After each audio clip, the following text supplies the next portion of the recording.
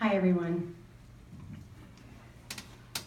I am a pediatric emergency room physician, and so I only work in the emergency room at Wolfson Children's Hospital. And so I only see the patients that are brought in by ambulance, by rescue, the emergency patients. And I'm going to share with you 3 stories that have changed my life within the last 2 years. The first story, at 11:30 in the morning one day, when all parents think their kids are at school, hanging out with their friends, learning, doing what they're supposed to do, a 14-year-old girl was found on the bathroom floor of a local high school, blue and not breathing. She was brought in by ambulance, brought to our emergency room, brought to the resuscitation room, and the rescue staff was doing CPR. They were pushing on her chest and they were breathing for her. She had no heartbeat and she was not breathing on her own. She was blonde and blonde hair, blue-eyed, beautiful 14-year-old girl. And we worked on her for 2 hours and were not able to save her life. When we were done, we continued our exam. We found tucked up between her teeth and cheeks 2 pieces of spongy material, which turned out to be pieces of fentanyl patches. She had been chewing on fentanyl patches during her school day. On our continued exam, after she had died, we found 2 tampons within her vaginal vault, but she didn't have her period.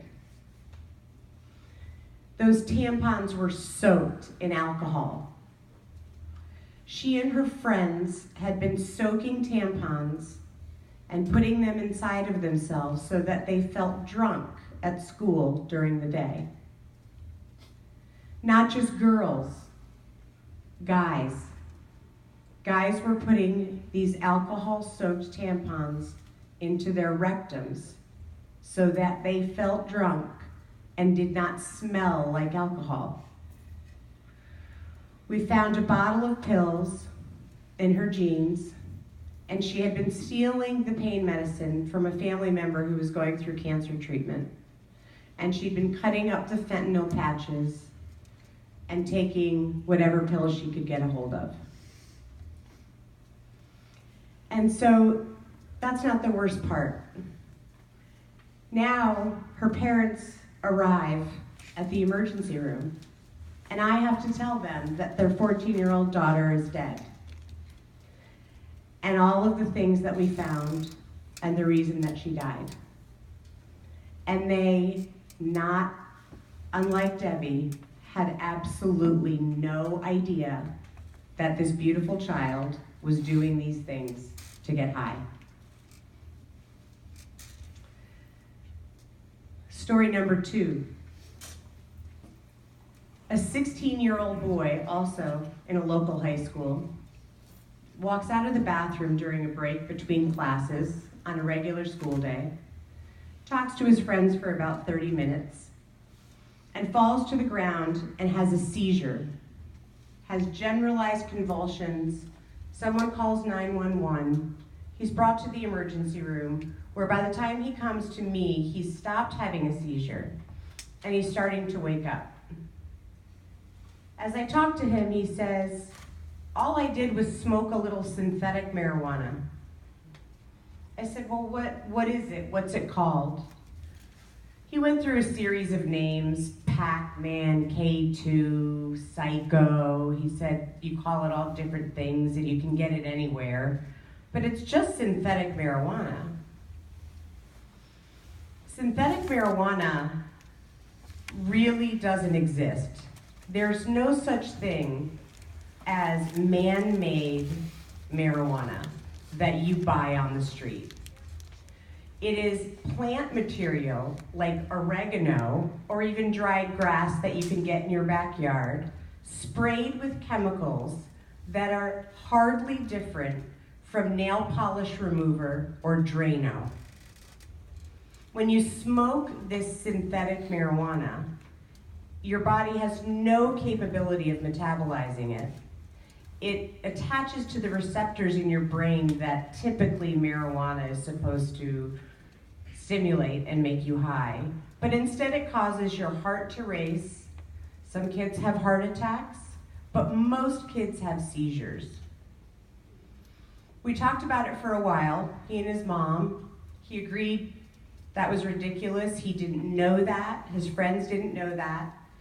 And he was going to go to rehab and not do this anymore. He was a young athlete, he had good grades, he was incredibly apologetic, and we had a wonderful experience, I thought.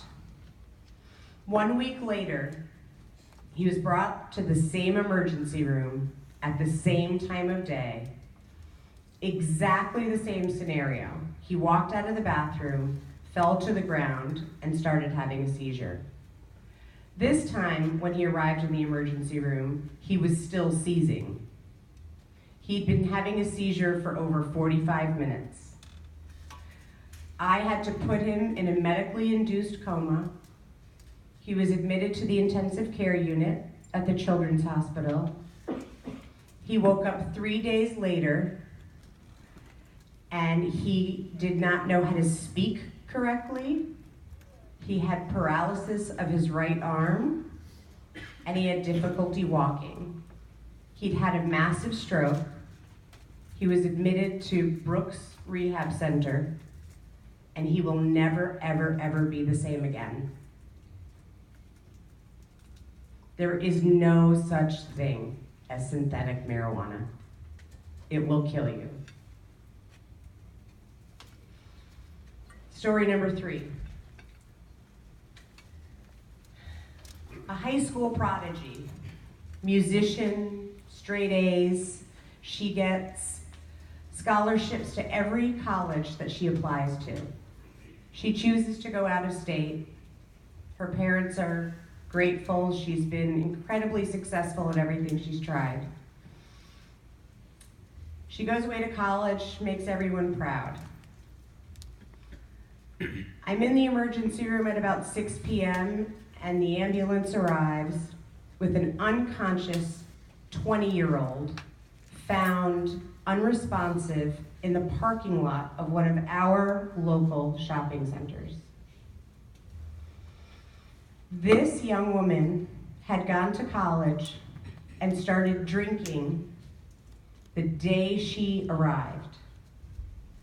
She started by doing shots of alcohol first thing in the morning because that's what her friends told her was cool. Her roommate called her parents about 2 months into college. Her parents came, took her away, put her in rehab. She was incredibly apologetic, said it would never happen again. Her parents brought her back to college. She re-enrolled, said she was going to stop drinking, and 6 months later, those parents got a call from a hospital out of state where their daughter was in the intensive care unit on a ventilator. She had been found the morning after a party in a puddle of her own vomit.